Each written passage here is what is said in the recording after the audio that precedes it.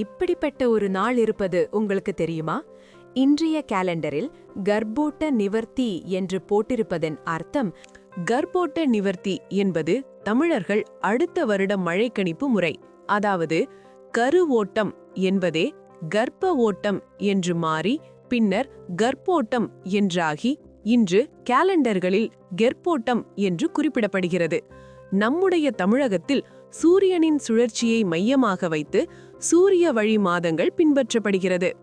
இது தவிர வானியல் நட்சத்திரங்களை 27 மண்டலங்களாகவும் 12 ராசி மண்டலங்களாகவும் பிரித்துள்ளனர்.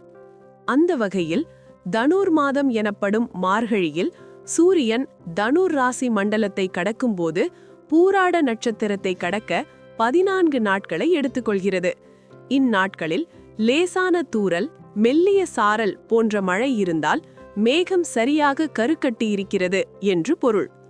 எனவே வரும் அடுத்த ஆண்டு 2026 நல்ல மழையை எதிர்பார்க்கலாம் என்றும், மாறாக கர்ப்போட்ட நாட்களில் அதாவது கெர்ப்போட்ட நாட்களில் கனமழை பெய்து சூறைக்காற்று வீசினாலோ அல்லது கடும் வெயில் இருந்தாலோ மேகத்தின் கரு கலைந்துவிட்டது என்று பொருள்.